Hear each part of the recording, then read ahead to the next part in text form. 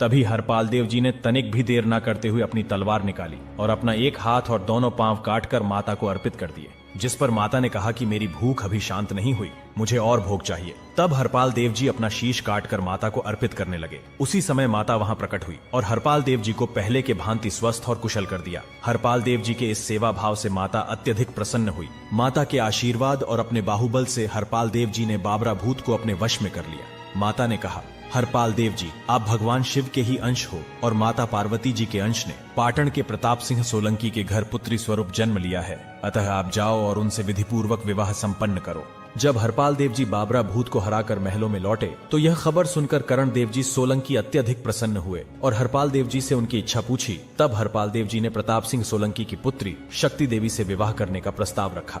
विधि के लिखे विधान अनुसार करण देव जी ने इस विवाह के लिए खुशी खुशी हाँ कर दी और राजा करण देव जी ने प्रसन्न होकर हरपाल देव जी को वचन दिया कि एक रात में हरपाल देव जी जितने गांव को तोरण बांधेंगे उतने गांव हरपाल देव जी को दे दिए जाएंगे।